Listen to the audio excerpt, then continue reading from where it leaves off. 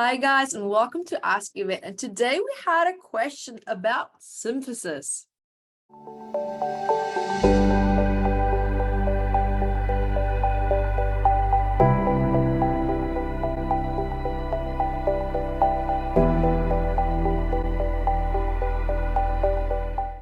Hi everyone, Evette Rose here, founder and also author of Metaphysical Anatomy Healing Technique, which is a graceful healing technique that's behind Metaphysical Anatomy Volume 1, which is a book of 679 medical elements, and this is Psychosomatics for adults. And guys, yes, I also have one for kids. So if you have children, if you love working with kids, if you want to understand your own childhood better, maybe there's some things that you never quite resolved there, this is the new research that I'm sharing with you guys as well. So there you have it.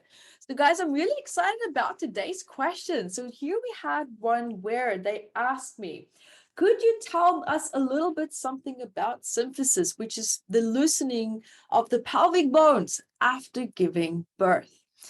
Right. So normally when we look at symphysis, this is like now when we look at the medical terms for this is a pubis dysfunction, which refers now to the symptoms that you feel between the left and the right pelvic bones as well. And that normally what happens here for those, maybe you're a guy and you're listening here, maybe you have a client that's struggling with this, it means that there's more movement between these two bones than normal. And normally this takes place after giving birth to a child. Now, this is normally quite a normal process to feel for women, especially after giving birth, and it can sometimes take up to 3 to 8 to 12 months to even heal on its own. And in most cases, it does heal.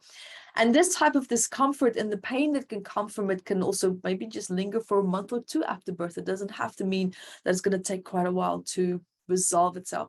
Now, what happens and why is it that this condition can actually linger? Why is there pain? Why is the loosening continue to stay? Because a lot of things just kind of snaps back in most cases, but for others, it does not. Now, when it does not, it means that there could be an underlying level of stress. It could mean that there's a certain level of dietary insufficiency, meaning that the body doesn't have everything that it needs to give to the cells in order to rebuild themselves or to heal as fast as they probably could or should. Now, it's not always just psychosomatics. It could also be that there's certain aspects missing in your diet as well. But let's now say that that is excluded and that this is now about psychosomatics. In this case, what you're looking at is underlying emotional force trauma. And that means there's something, now in this case, it's the birth, but in most cases, that can also mean that there was something prior that emotionally happened. It doesn't mean that there has to be a physical force or a physical trauma. It could be that someone or something made you perhaps feel that you had to deal with something, like there was a feeling of, I am forced, and then feeling powerless in relationship to deal with it, or maybe it was after the situation and how to maybe recover from it emotionally. Now, in this case, we're looking at the emotional force trauma of course, I mean, if you give birth and it's a natural birth, it's not a fun process. It's a lot of pain. It's very stressful. It just depends if you had an epidural, if you did not. It really depends on these cases as well. But at the end of the day, the underlying core focus point here is feeling that you've lost your power, feeling that you've somewhere at some point lost your sense of confidence as well. And that is normally because when you give birth, there is a moment where every woman feels there's a feeling of, I am out of control. I'm not in control of my body. I'm not in control of what's happening. And it's a very stressful moment. Now, for most women, actually, they don't remember that moment because there's so much happening. It's a very intense moment that the body actually, it creates this moment of amnesia. Because if it actually didn't, because birth is not the most great process.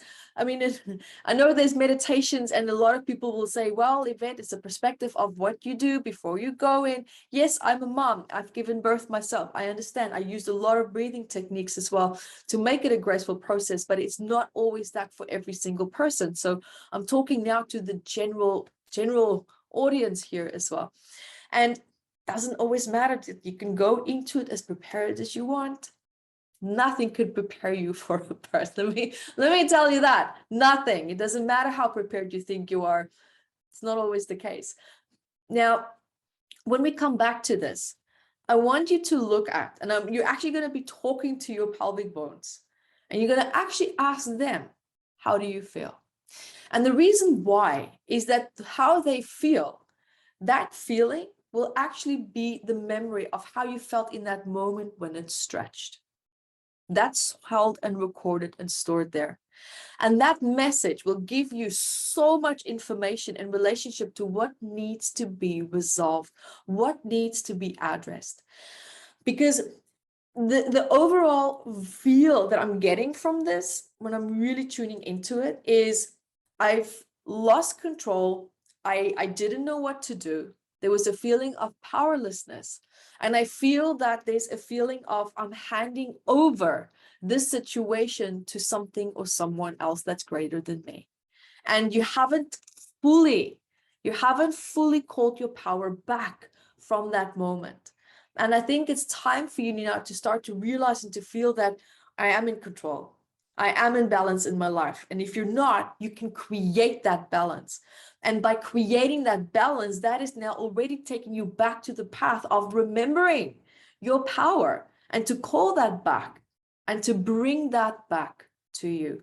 Because right now, your power is not with you. And I think it's also really important to understand and to remember here that the birth was an experience.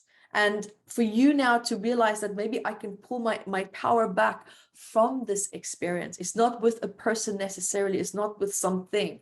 It's within an experience that is not real anymore. And to start to bring that forward and to bring that back into your motherhood and back into the body and to realize that I can be an empowered mom. Because this also closely correlates with how powerful you feel as a mother. It's not just about the birthing process. It's kind of a combination of both. So there you have it. And I hope that this helps. And guys, thank you so much for all these great questions. And until next time, be the light that you are.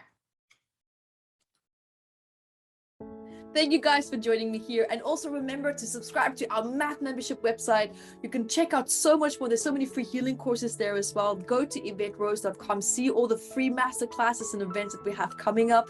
There's always something happening on our platform. And we love to hear from you for the Ask Evette episodes, but also for the psychosomatic patterns that you would love for us to talk about, especially when it comes to these books, the research that's in it. And there's so much to be learned and so much to be shared as well. So I love your questions.